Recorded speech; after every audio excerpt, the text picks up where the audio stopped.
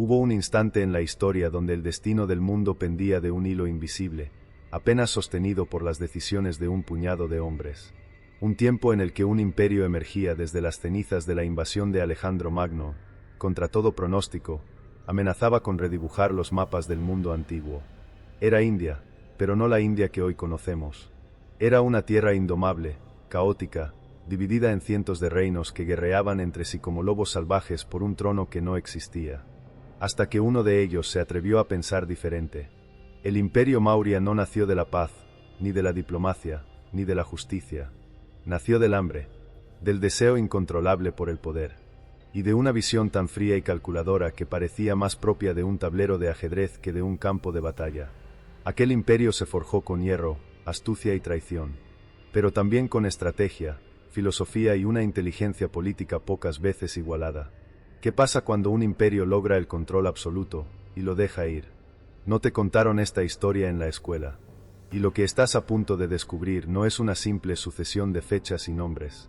Es un rompecabezas lleno de sangre, lealtades quebradas, iluminaciones espirituales y giros inesperados que aún hoy desconciertan a los historiadores.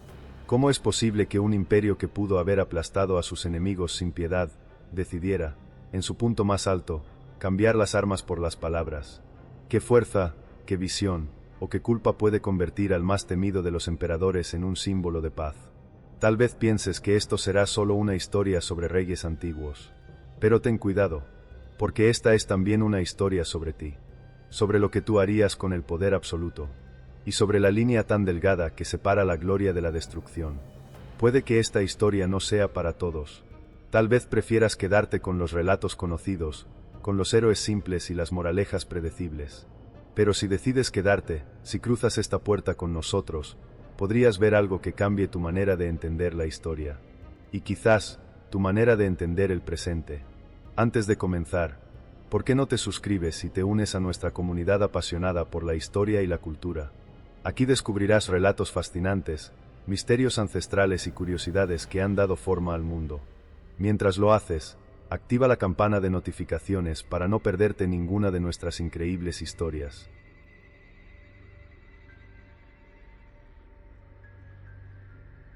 Todo comenzó con un vacío, un silencio ensordecedor dejado por una tormenta que parecía haber arrasado todo a su paso. Alejandro Magno, el conquistador de mundos, había muerto, y tras su paso por el noroeste de la India, no dejó más que fragmentos de un sueño imperial incompleto. Las tierras que una vez estuvieron bajo su mirada ambiciosa quedaron sin dueño claro, gobernadas por sátrapas griegos que apenas entendían la tierra que pisaban, ni la cultura que pretendían someter. India, rota y fragmentada, ardía en pequeñas guerras locales mientras los pueblos buscaban una identidad común que aún no existía. Y ahí, en ese momento preciso de debilidad generalizada y confusión política, apareció la figura de un joven desconocido, sin linaje real ni castas elevadas, pero con una idea. No era un general, ni un sabio, ni un sacerdote. Era un desertor, un ambicioso, un rebelde con más preguntas que respuestas. Su nombre, Chandragupta. Nadie apostaba por él. Su poder inicial era simbólico, casi ridículo. Apenas unas alianzas tribales, unas cuantas armas oxidadas, y una voluntad que se negaba a rendirse. Pero lo que lo hacía diferente no era su coraje. Era su mentor. Chanakya, también conocido como Kautilya, era un erudito expulsado de la corte de Nanda, un sabio con la lengua afilada y la mente aún más letal. Se dice que juró venganza después de haber sido humillado por el rey. Y no juró simplemente destruir al enemigo. Juró crear un nuevo imperio desde cero. Uno que no solo eliminara al ofensor, sino que lo reemplazara con algo tan sólido, tan bien diseñado, que nadie pudiera derribarlo. Y vio en Chandragupta al instrumento perfecto para ejecutar su plan. No fue un ascenso inmediato. Hubo fracasos, conspiraciones fallidas, alianzas rotas, traiciones desde dentro. Pero paso a paso, una fortaleza a la vez, los dos tejieron una telaraña de poder que fue atrapando a reinos vecinos como presas desorientadas. Los pueblos del norte, hartos del desorden y los tributos impuestos por los griegos, comenzaron a ver en Chandragupta algo que nunca habían tenido, una figura central, un eje, una promesa de orden y estabilidad. Pero, ¿era eso lo que realmente ofrecía? ¿O era solo otra forma de dominio, disfrazada de esperanza? Es fácil admirar a un conquistador cuando lo miramos desde el presente. Pero para los que vivieron ese tiempo, Chandragupta era una fuerza impredecible. No era un emperador. Era un fenómeno. Su ejército no era tan numeroso como el de sus enemigos, pero su estrategia era quirúrgica. Golpeaba donde menos lo esperaban. Atacaba de noche. Infiltraba espías en las ciudades antes de que llegaran las tropas. Y lo más temido, ofrecía rendición con condiciones generosas, para luego absorber a los vencidos como parte integral de su causa. Esa visión, mezclada con el maquiavelismo brutal de Chanakya, empezó a moldear no solo un ejército, sino una mentalidad. Los soldados no solo luchaban por victorias, luchaban por una idea, la idea de una India unificada por primera vez en la historia. Y aunque no todos la entendían, muchos la seguían. Tal vez pienses que el ascenso de un imperio empieza con una gran batalla. Pero no, empieza en las sombras, en los rincones del descontento, en el silencio de los que ya no creen en los que gobiernan, en el espacio exacto donde alguien, como Chandragupta, decide que no va a pedir permiso. En uno de los primeros movimientos decisivos, Chandragupta puso su mirada en Magadha, el reino más poderoso del noreste. Gobernado por el rey Dhanananda, era un gigante de oro y arrogancia. Y aunque parecía imposible de vencer, tenía un punto débil, su desprecio por los que estaban debajo de él. Ese desprecio que lo llevó a subestimar a un joven sin casta, a un sabio despechado, y a un ejército que no luchaba por botín, sino por propósito. Lo que ocurrió después no fue solo una victoria militar. Fue una revolución silenciosa. La capital fue tomada. Dhanananda desapareció sin dejar huella. Y desde ese momento, una nueva era comenzó a escribirse con tinta de hierro. Pero, ¿qué pasa cuando logras lo imposible? ¿Qué haces cuando el trono es tuyo? ¿Y qué tipo de hombre se convierte en emperador después de haber sido marginado toda su vida? Aquí es donde la historia apenas comienza.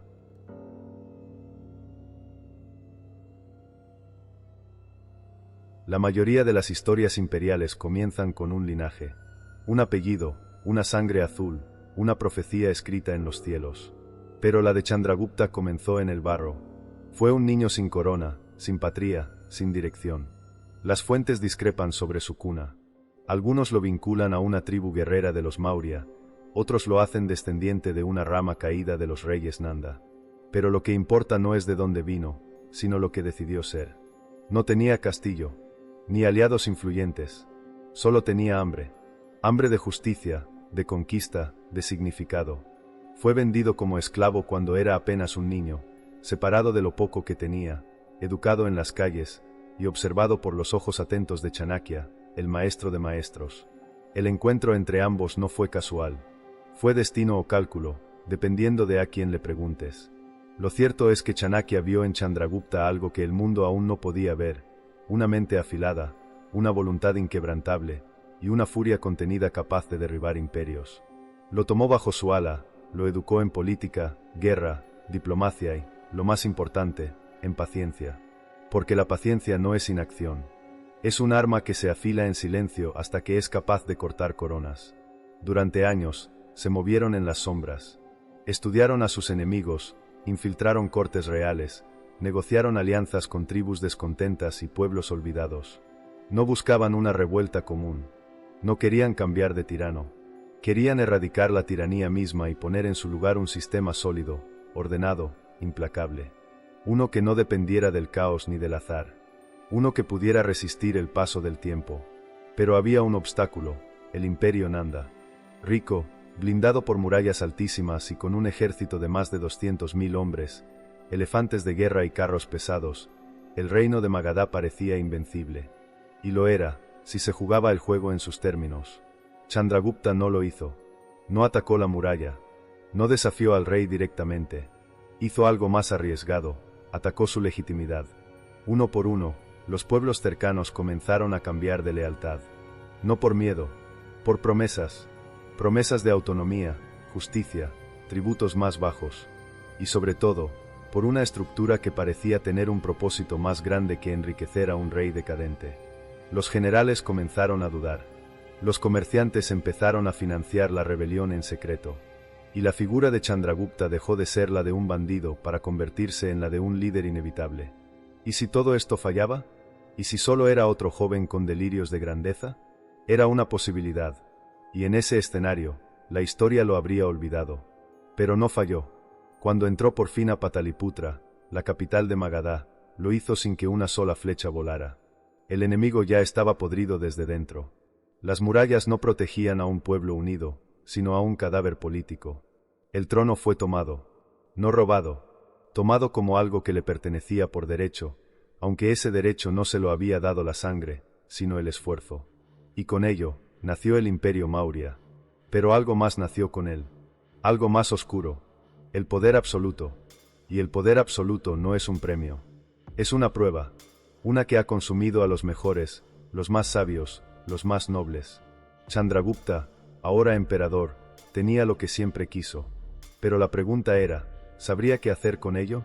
¿Podía un hombre sin corona convertirse en rey sin perderse a sí mismo? ¿Podía un imperio nacer desde la rebeldía, y no repetir los errores de los antiguos tiranos? Puede que pienses que una vez que se conquista el trono, la batalla termina.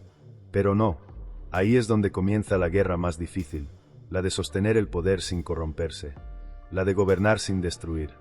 Y mientras las riquezas fluían, y los enemigos se doblegaban, en los pasillos de palacio comenzaban a formarse nuevas tensiones. Algunos querían venganza, otros, estabilidad, y algunos, como Chanakya, querían algo mucho más grande, transformar ese poder en una maquinaria que no dependiera de un solo hombre, sino de una visión. Pero esa visión también tenía un precio, y ese precio sería más alto de lo que nadie imaginaba.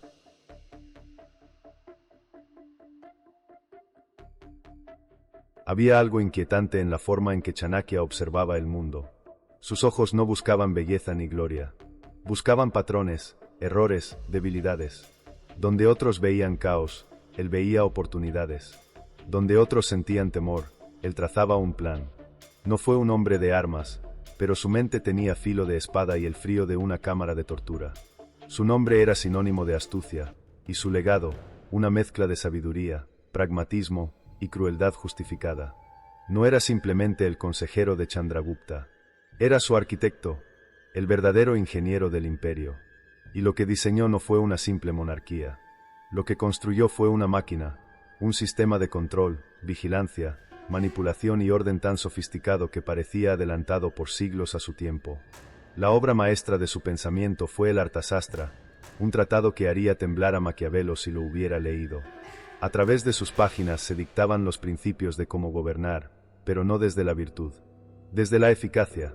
Según Chanakya, el deber de un gobernante no era ser amado ni odiado, sino temido y respetado.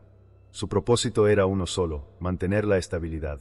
Y si para eso debía mentir, ejecutar, espiar, oprimir, que así fuera. ¿Puede un imperio sostenerse sin moral, si su propósito es el bien mayor? ¿Dónde está el límite entre la justicia y el control absoluto? El sistema de espionaje que organizó Chanakya era una red profunda, invisible, silenciosa. Los espías estaban en todas partes, en los mercados, en los templos, en las casas de los nobles y hasta entre los sirvientes del palacio. Nada se movía sin que él lo supiera. Y ese conocimiento le daba poder, un poder que ni siquiera el emperador podía controlar del todo. Muchos lo temían, algunos lo odiaban en silencio, pero todos lo necesitaban. Su estrategia no se limitaba al interior. También vigilaba los movimientos de los reinos vecinos. Usaba el engaño como arma, el soborno como herramienta, y la guerra como último recurso. Para Chanakya, cada alianza era una transacción, y cada enemigo, una oportunidad. Formó tratados de paz solo para ganar tiempo. Pactó matrimonios con fines tácticos. Dividió reinos desde adentro. Y cuando no quedaba otra salida, ordenaba atacar con precisión quirúrgica, destruyendo el mando pero dejando intactas las estructuras que más tarde serían absorbidas por el Imperio Maurya. ¿Y si no era sabiduría lo que lo movía? ¿Y si era un deseo más oscuro, una necesidad de demostrar que la razón fría puede dominar al corazón humano?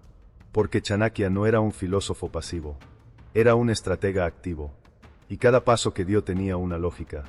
Incluso sus venganzas eran metódicas.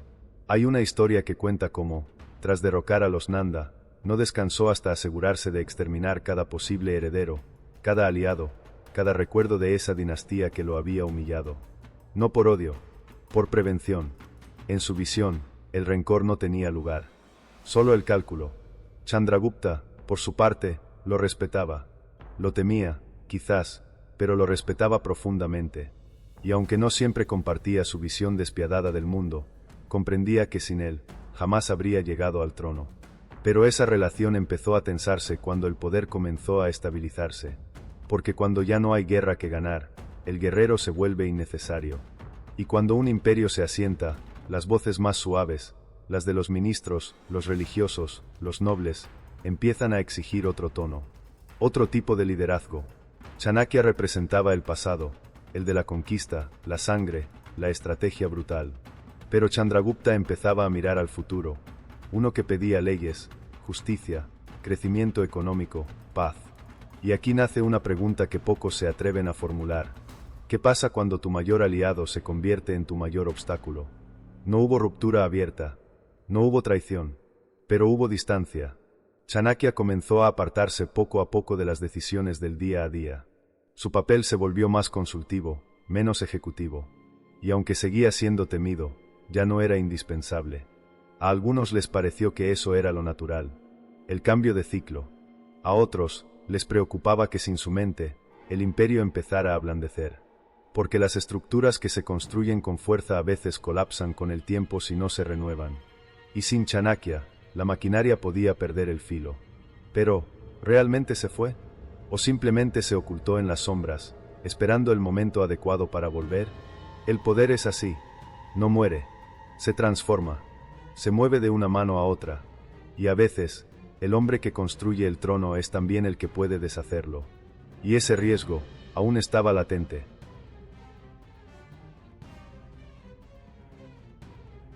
Cuando un imperio se construye a partir de la fuerza, el miedo y la estrategia, su verdadera prueba no es la guerra. Es el orden. No basta con conquistar territorios. Hay que mantenerlos, administrarlos, hacerlos funcionar como un cuerpo unificado que respira y actúa al mismo ritmo. Ese fue el desafío al que se enfrentó Chandragupta tras haber extendido sus dominios por casi todo el norte de la India. ¿Cómo se gobierna lo que ya se ganó sin que colapse desde dentro? La respuesta no fue sencilla, pero sí efectiva. Se creó una máquina, una estructura que abarcaba todos los aspectos de la vida: política, religión, comercio, justicia, agricultura, espionaje. Cada engranaje de esa máquina tenía una función clara, y todos giraban alrededor de una sola idea: control absoluto. Y no estamos hablando de un simple sistema de vigilancia o recaudación de impuestos. Estamos hablando de una maquinaria estatal que anticipaba los movimientos de su propia población antes de que ocurrieran. En cada aldea, un funcionario del imperio. En cada mercado, un informante. En cada frontera, una cadena de comando. Las carreteras eran patrulladas, las leyes se cumplían al pie de la letra, los castigos eran ejemplares, y la corrupción era castigada con un rigor casi fanático. La administración Maurya era estricta pero funcional. Por primera vez en siglos, los pueblos se sentían parte de algo más grande. No libres, pero seguros. El ejército era otro de los pilares. Más que una fuerza de combate, era un símbolo de unidad. Decenas de miles de soldados, infantería, caballería, elefantes de guerra, mantenían a raya a bandidos, traidores y reinos que aún soñaban con la independencia. Pero el verdadero poder no estaba solo en la fuerza bruta. Estaba en el mensaje. Porque cuando el pueblo cree que rebelarse es inútil, el poder se vuelve indestructible. Pero había algo más. Un elemento invisible que sostenía toda la estructura desde las sombras: el espionaje. Chanakya había diseñado una red de inteligencia que no solo vigilaba a los enemigos, sino también a los propios ministros, generales, incluso miembros de la familia real. Nadie estaba por encima de la sospecha. Nadie era intocable. Esa paranoia sistematizada era precisamente lo que mantenía la lealtad, el saber que cualquiera podía estar siendo observado. Y si en realidad esa red no era para proteger al imperio, sino para proteger el poder de quienes lo controlaban, cuánto de justicia había, y cuánto de miedo. Pero no todo era represión. La economía fue cuidadosamente organizada. Se estandarizaron pesas y medidas, se promovió la agricultura, se reguló el comercio. Los mercados florecieron, las rutas comerciales se expandieron hasta Asia Central, y el tesoro imperial creció hasta convertirse en una de las mayores reservas de riqueza de la antigüedad. El pueblo, en su mayoría, vivía mejor. O al menos, vivía con más previsibilidad. Y eso, para millones de personas, ya era una victoria. Había impuestos, sí, pero también protección. Había reglas, pero también estructura. Para muchos, era preferible el control mauria que la incertidumbre de la anarquía. La ley era dura, pero justa, siempre y cuando uno supiera su lugar. ¿Puede un pueblo amar a su opresor cuando el orden le da estabilidad? ¿Es mejor vivir bajo el puño de hierro que morir con libertad en el caos? Estas preguntas comenzaban a crecer, silenciosas, en las periferias del imperio. En las regiones más alejadas, donde la administración era menos eficiente y el control más brutal. Donde el sueño de unificación comenzaba a sentirse como una ocupación. Y ahí, en ese límite entre centro y periferia, entre orden y abuso, empezaban a germinar las semillas de lo que más temía Chandragupta, el resentimiento. El imperio funcionaba, sí, pero su eficiencia tenía un costo emocional. El miedo mantenía la maquinaria aceitada. Y mientras todo marchaba, nadie protestaba. Pero, ¿cuánto tiempo puede sostenerse un sistema basado en el temor? ¿Qué ocurre cuando la gente comienza a acostumbrarse y deja de temer? Esa era la grieta. Invisible, pequeña, pero presente. Y como toda grieta, solo necesitaba tiempo.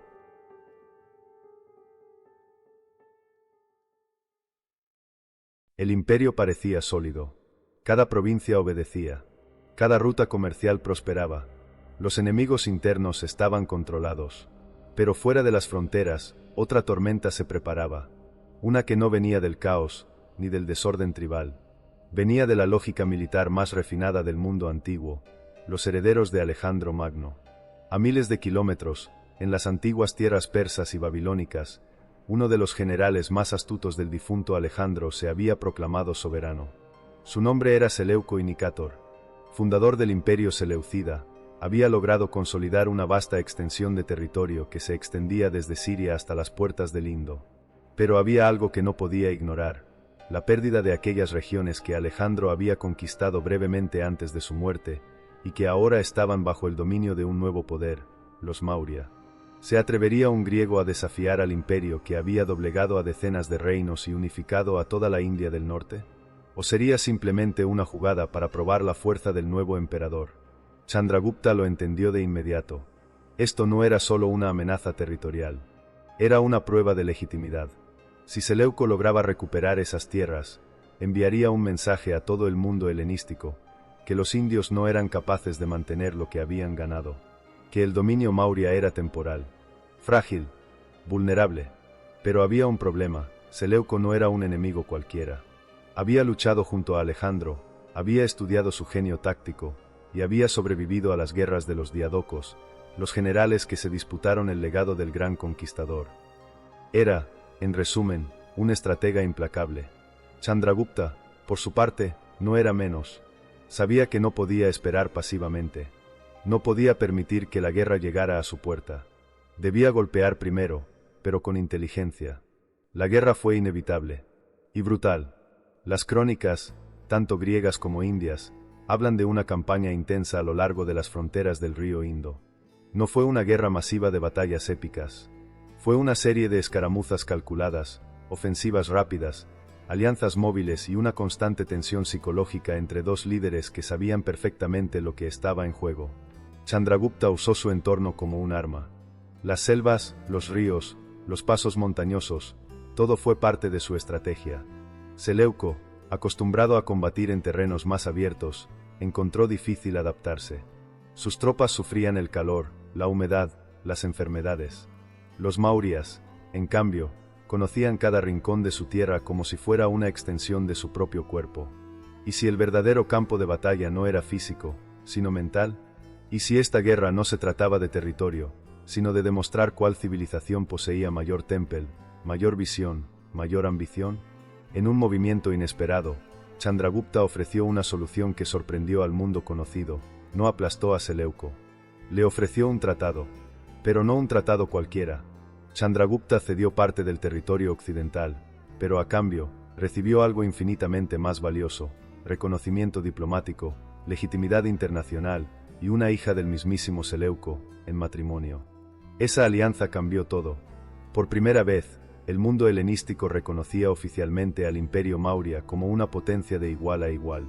Y con la sangre de Alejandro mezclada con la de India, nacía un símbolo poderoso, una nueva era de relaciones entre Oriente y Occidente. ¿Y si el verdadero poder no está en destruir al enemigo, sino en integrarlo a tu causa? ¿Puede la diplomacia ser más letal que la espada? Muchos criticaron la decisión. Algunos la consideraron una señal de debilidad. Pero en realidad, fue una jugada maestra. Chandragupta no solo evitó una guerra larga y desgastante, sino que logró algo aún más difícil: convertir a un posible invasor en aliado. A cambio de tierras que difícilmente podía defender a largo plazo, ganó tiempo, estabilidad y una puerta abierta al comercio, la tecnología y el conocimiento griego. Tal vez pienses que un gran emperador debe ganar todas las guerras, pero los más sabios saben cuándo no luchar, cuándo ceder un brazo para salvar el cuerpo, cuándo dejar de avanzar para no caer. Ese acuerdo marcó un punto de inflexión. El Imperio Maurya ya no era una promesa, era una realidad, temido en el este, respetado en el oeste, observado por todos. Pero justo cuando parecía que nada podía detenerlo, algo empezó a cambiar dentro de Chandragupta. Una inquietud, una incomodidad, una voz silenciosa que le susurraba al oído que aún había algo pendiente, algo no resuelto. No venía de sus enemigos, venía de sí mismo, y esa voz, con el tiempo, lo llevaría a tomar la decisión más desconcertante de su vida. La ciudad no era solo una capital, era una declaración.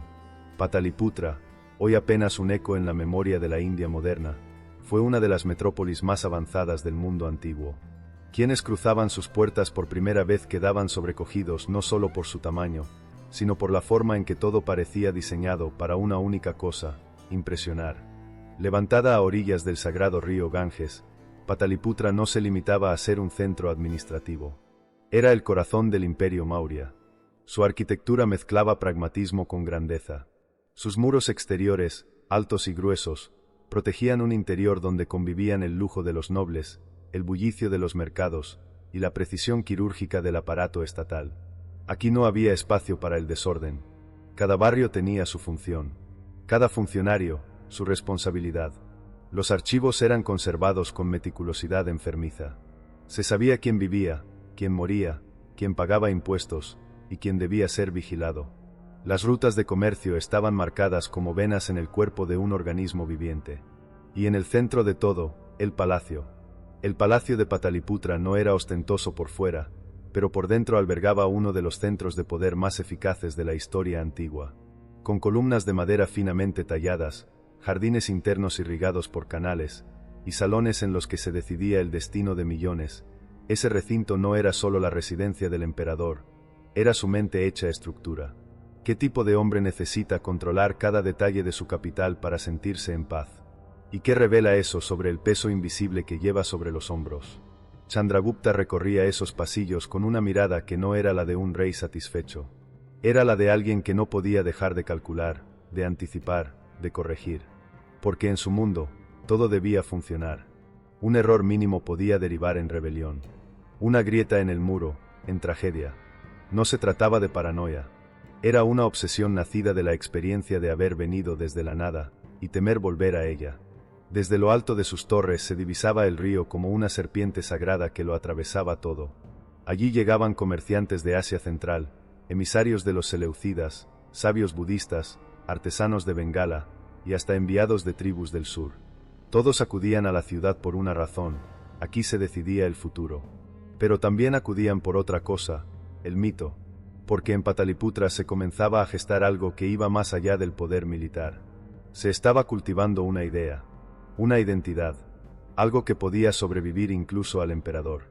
Los símbolos maurias empezaban a aparecer en cada rincón del imperio. Las inscripciones, las monedas, los emblemas. Ya no se trataba de un hombre, se trataba de una visión. Y esa visión se consolidaba en cada piedra, en cada decreto, en cada decisión que salía desde esta ciudad. Pero, ¿qué pasa cuando la ciudad se convierte en jaula? Cuando el mismo sistema que construiste para proteger tu imperio se transforma en una prisión para ti mismo. A pesar del esplendor, la capital comenzaba a pesarle a Chandragupta. La rutina, las decisiones interminables, las exigencias de la corte, la traición potencial en cada sombra. Había ganado todo lo que un hombre podía desear. Pero no podía dormir tranquilo. Chanakya lo notaba, y aunque ya no estaba presente en cada reunión, seguía enviando informes. Su red de espionaje no había desaparecido, solo se había vuelto más sutil. Algunos dicen que incluso vigilaba al mismo emperador. Otros, que él fue quien plantó la semilla del retiro en la mente de su antiguo discípulo. Pero una cosa es cierta, el vacío que deja el miedo al fracaso nunca se llena del todo con poder. En uno de los jardines internos del palacio, Chandragupta acostumbraba a sentarse solo, al anochecer. Allí, bajo la brisa del Ganges y el murmullo de los bambús, miraba en silencio el horizonte. No pensaba en más guerras, ni en más territorios. Pensaba en algo que aún no comprendía del todo, el silencio, el retiro, la posibilidad de dejarlo todo. ¿Por qué un hombre renunciaría al imperio más poderoso de su época? ¿Qué puede pesar más que la corona sobre la cabeza de un emperador? La respuesta aún no había llegado, pero el eco ya empezaba a rondar entre los muros de Pataliputra, y ese eco pronto se convertiría en decisión. Cuando Chandragupta decidió retirarse del trono, no hubo rebelión, ni conspiración, ni enfermedad. Fue una renuncia, fría, calculada, incomprensible. Para el mundo exterior, la noticia fue un impacto. ¿Cómo es posible que el arquitecto de un imperio, el hombre que había vencido reyes, enfrentado a los griegos, construido la capital más poderosa del continente, decidiera simplemente desaparecer? Lo cierto es que no fue repentino. La idea venía fermentando en su interior desde hacía tiempo, como una herida invisible que crece en silencio hasta que se vuelve insoportable. Las batallas lo habían endurecido, pero no lo habían vaciado. El poder, en cambio, sí. Había en él una fatiga distinta, un cansancio del alma que ni la gloria ni la riqueza podían reparar. El trono, que una vez fue su destino, ahora era una carga. Y si el verdadero triunfo de un hombre no es dominar el mundo, sino saber cuándo dejarlo atrás, muchos pensaron que estaba loco, otros, que había sido influenciado por fuerzas místicas. La verdad es más profunda. Chandragupta se convirtió en discípulo del jainismo, una filosofía ascética que predica la renuncia total al mundo material. Para un emperador, era una elección extrema. Pero para él, era necesaria. El trono no quedó vacío. Su hijo, Bindusara, fue preparado con meticulosidad para continuar el proyecto imperial. Pero algo cambió con la transición. Ya no era el tiempo de conquistas, sino de conservación. Y Bindusara lo entendía. Su gobierno fue menos apasionado, más técnico, más enfocado en sostener la maquinaria que su padre había construido. No buscaba expandir, buscaba consolidar. Y aún así, tenía sus propios desafíos. El imperio, aunque funcional, seguía siendo un mosaico de culturas, lenguas, religiones y tensiones. Las regiones más alejadas resentían el control central. Los impuestos seguían siendo altos. Y los antiguos enemigos no habían desaparecido, solo se habían replegado. A diferencia de Chandragupta, Bindusara no tenía un Chanakya. El sabio consejero había muerto, dicen que en silencio, en soledad, como muchos genios olvidados. Y su ausencia se notaba. La astucia estratégica del imperio ya no tenía su filo más letal. Ahora todo dependía de los ministros, los generales, los gobernadores, y de la estabilidad que Bindusara pudiera mantener. ¿Puede un imperio sobrevivir cuando su fundador ya no está para corregir los errores de sus sucesores? ¿O está condenado a repetirse, como una sombra imperfecta del pasado glorioso? Durante su reinado, Bindusara logró contener las fisuras. Estableció relaciones diplomáticas con Egipto, fortaleció las rutas comerciales, y mantuvo a raya a los disidentes. No fue un líder brillante, pero sí eficaz. Y a veces, eso es suficiente para preservar el legado. Pero había algo que Bindusara no podía evitar, el peso de la comparación. Para los ciudadanos, él era el hijo de un gigante, el heredero de un mito viviente. Y esa sombra, aunque invisible, era constante. Cada decisión suya era medida con una vara que no era suya. Cada victoria parecía menor, cada error, más grande. Aún así, gobernó con dignidad, y preparó a su propio hijo para el futuro. Un hijo que crecería con una marca distinta, que vería el mundo no como un lugar por conquistar, sino como un lugar por sanar. Ese niño, Curioso, inquieto, silencioso, se llamaba Asoka. Y aunque aún era joven, los rumores ya circulaban. ¿Qué tipo de emperador sería? ¿Uno como su padre o como su abuelo? Nadie lo sabía. Ni siquiera él. Pero lo que sí estaba claro, es que Asoka estaba destinado a cambiarlo todo.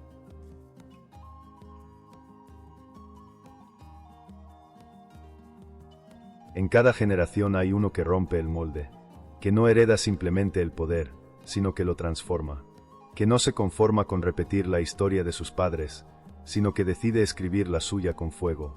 Para el Imperio Maurya, ese nombre fue Asoka, pero no siempre fue así. Asoka no nació como el favorito, no era el primogénito, ni el más mimado, ni el más esperado.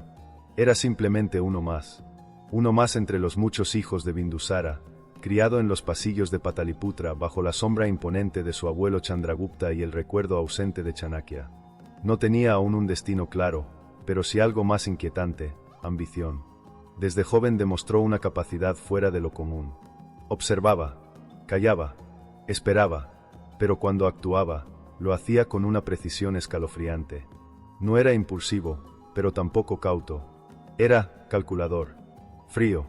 Algunos ministros empezaron a temerlo. Otros lo admiraban en secreto, porque detrás de esos ojos oscuros no había un niño. Había un plan. Su ascenso al poder no fue suave. Se ganó enemigos dentro de su propia familia. Se dice que mandó a ejecutar a varios hermanos para asegurarse el trono, aunque los registros oficiales, como siempre, callan. Pero hay algo en el silencio de los textos que confirma más que cualquier palabra. El trono no le fue entregado. Lo tomó. Y con él, también tomó la responsabilidad de sostener un imperio al borde del desgaste. Durante los primeros años de su reinado, Asoka fue implacable. Gobernó con puño de hierro. No toleraba errores, ni rebeldías, ni dudas. Restableció el miedo donde empezaba a instalarse la comodidad. Reestructuró la administración. Reforzó el ejército. Aplastó revueltas con una brutalidad que asustaba incluso a sus propios generales. ¿Y si el hijo del emperador justo se transformaba en algo peor que cualquier tirano antes de él? ¿Y si el nieto del renunciante, del sabio, del pacífico, era en realidad un monstruo disfrazado de heredero? La prueba definitiva vino con la campaña contra Kalinga. Kalinga era un reino independiente, orgulloso, rebelde.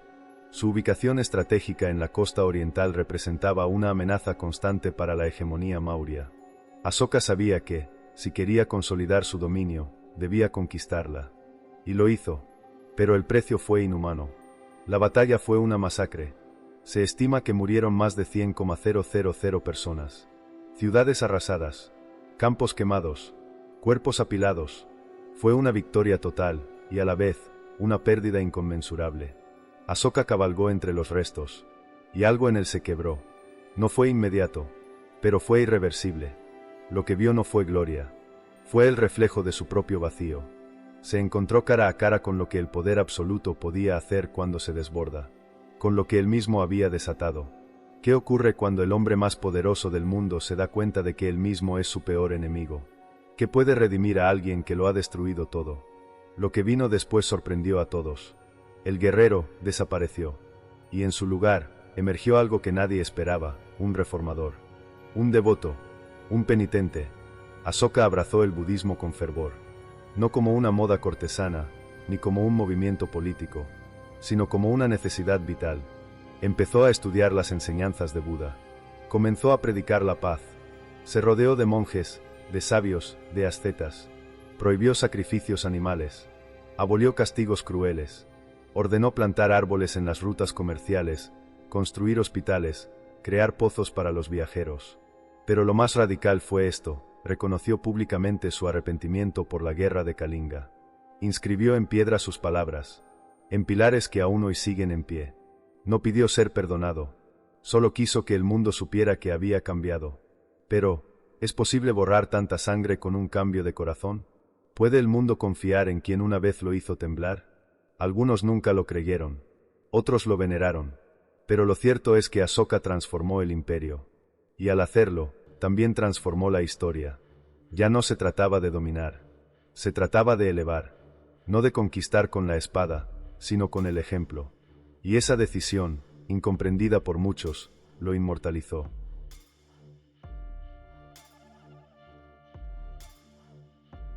Gobernar un imperio es una tarea monumental. Gobernarlo desde la no violencia es casi una paradoja. Asoka, el emperador que había empapado de sangre los campos de Kalinga, se convirtió en el apóstol de la compasión. Pero el mundo no cambia al mismo ritmo que un hombre. El imperio que él heredó, y que luego expandió con brutalidad, había sido diseñado para el control, no para el perdón. Sus columnas se sostenían sobre el miedo, no sobre la misericordia. Su eficacia nacía de la vigilancia, no de la confianza. ¿Y qué ocurre cuando intentas cambiar el alma de una maquinaria que nunca fue construida para sentir? Asoka, sin embargo, no retrocedió. Su conversión al budismo no fue simbólica, fue práctica. Reformó las leyes para que fuesen más justas. Atenuó los castigos. Limitó la pena de muerte. Promovió el vegetarianismo. Fundó hospitales no solo para humanos, sino también para animales. Y en un gesto sin precedentes, envió misiones diplomáticas y religiosas a territorios extranjeros, desde Sri Lanka hasta Grecia, para difundir el Dharma, el camino de la verdad, la bondad y la moderación. Ya no se firmaban decretos con amenazas, sino con llamados a la reflexión. Ya no se hablaba de obedecer al emperador, sino de obedecer a la conciencia. Pero, ¿podía un imperio sostenerse sin castigo? ¿Podía una civilización mantenerse unida por la compasión, cuando había sido forjada por la espada? Los primeros años fueron esperanzadores.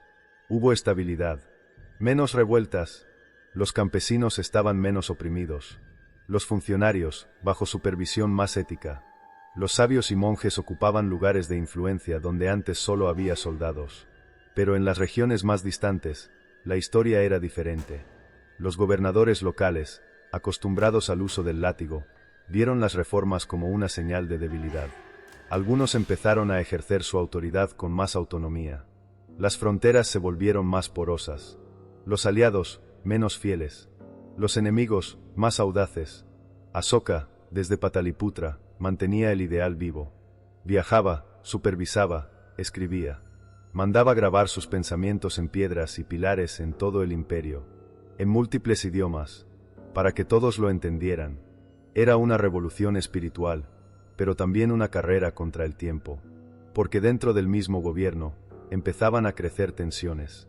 Los militares estaban inquietos, los nobles, divididos, los ortodoxos, molestos por la creciente influencia del budismo. Y aunque nadie se atrevía a desafiar directamente al emperador, la fragilidad era evidente. ¿Y si la paz no era sostenible a gran escala? ¿Y si un imperio solo puede mantenerse unido, bajo la amenaza del dolor? Asoka, sin embargo, se mantuvo firme. No regresó al camino de la espada. No emitió decretos de represión.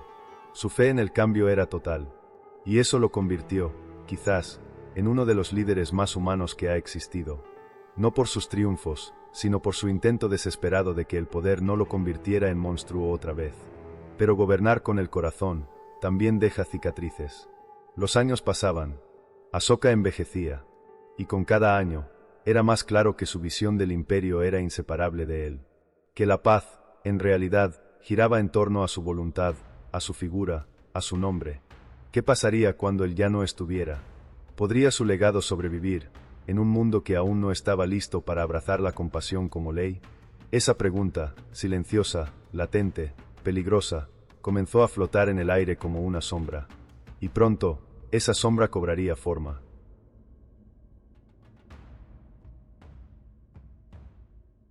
La muerte de un emperador nunca es solo la muerte de un hombre. Es la muerte de una era. Y cuando Asoka cerró los ojos por última vez, no fue solo un cuerpo el que cayó en silencio. Fue una visión, un ideal, una esperanza que había desafiado la lógica del poder, y que ahora debía sostenerse sin su creador. Los días siguientes fueron inciertos. No hubo guerras civiles inmediatas. No hubo invasiones al amanecer. Pero algo más peligroso empezó a surgir: el olvido. Lentamente, sin que nadie pudiera detenerlo, las enseñanzas de Asoka comenzaron a desvanecerse entre los pliegues de una burocracia que no sabía qué hacer sin su guía. Las columnas de piedra con sus decretos seguían en pie, pero las manos que los interpretaban ya no compartían la misma fe. Sus sucesores, lejos de ser reflejo de su grandeza espiritual, eran sombras débiles, presas de las intrigas palaciegas y la ambición interna. Ninguno poseía su carácter. Ninguno entendía del todo su misión. Algunos intentaron continuar su legado, pero con torpeza. Otros, simplemente lo ignoraron. Y entonces, poco a poco, comenzó el derrumbe. No fue una caída violenta. No hubo un enemigo externo que cruzara las fronteras con una horda imparable. Fue más bien un deterioro interno. Como una estatua que parece firme, pero que cruje por dentro. Las provincias comenzaron a distanciarse del centro. Los gobernadores empezaron a actuar como reyes. La corrupción volvió a infiltrarse en las estructuras administrativas. La religión, antes motor de unificación, se convirtió en motivo de división. Los militares, marginados durante el reinado pacifista de Asoka, reclamaban su lugar. Y lo tomaron. El imperio, que una vez había abarcado desde Afganistán hasta Bengala, comenzó a fragmentarse. Se perdieron territorios. Se perdieron alianzas. Se perdió el alma. ¿Puede una nación construida sobre un ideal sostenerse cuando ese ideal ya no es vivido por sus líderes? ¿O es el sueño mismo el que termina por devorarse cuando no encuentra herederos dignos? En menos de 50 años, lo que fue el imperio más grande del sur de Asia se redujo a un conjunto de reinos fragmentados. Las crónicas de su gloria quedaron en manos de historiadores, mientras las nuevas dinastías se disputaban el poder con la espada que Asoka había dejado enterrada. El pasado se volvió leyenda. Y la leyenda, polvo. Pero no todo se perdió. Porque aunque el imperio desapareció, su eco siguió viajando. Las columnas de Asoka quedaron como testigos de piedra. Su mensaje cruzó fronteras. El budismo que él impulsó no solo sobrevivió, floreció. Se expandió a Sri Lanka, a Birmania, a China, a Japón. Allí, su nombre aún es recordado no como emperador, sino como guía. Asoka dejó de ser un gobernante para convertirse en algo más grande, un símbolo. Tal vez pienses que el fracaso del Imperio Maurya prueba que la paz no sirve, que el mundo solo se entiende en términos de poder, violencia y dominación. Pero también puedes verlo de otra forma, como la demostración de que, incluso en un mundo hostil, es posible elegir otro camino. Y que aunque ese camino no siempre garantiza un imperio, puede dejar una huella más profunda que cualquier conquista. El imperio Maurya cayó, pero Asoka aún habla.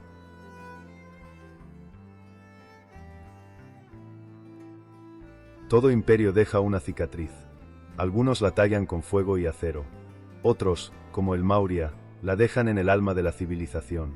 Durante casi un siglo, esta estructura colosal no solo dominó territorios, sino que intentó algo casi imposible: cambiar la forma en que el poder se ejerce, se siente, se transmite.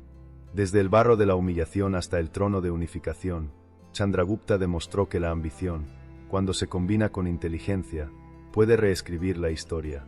Chanakya nos recordó que el pensamiento estratégico puede ser más temible que cualquier ejército. Bindusara mantuvo la maquinaria encendida. Y luego, Asoka, ese emperador dividido entre el monstruo que fue y el sabio que quiso ser, intentó una revolución sin precedentes: gobernar con el alma. Pero en el corazón de esta historia hay una pregunta que no se puede ignorar. ¿Es posible sostener un imperio sin violencia? ¿Puede la humanidad organizarse alrededor del perdón? ¿O estamos condenados a repetir siempre el ciclo de conquista, represión y caída? El imperio Maurya no duró para siempre, pero su eco sigue aquí. Sigue en los pilares de Asoka, que aún se alzan bajo el sol del sur de Asia.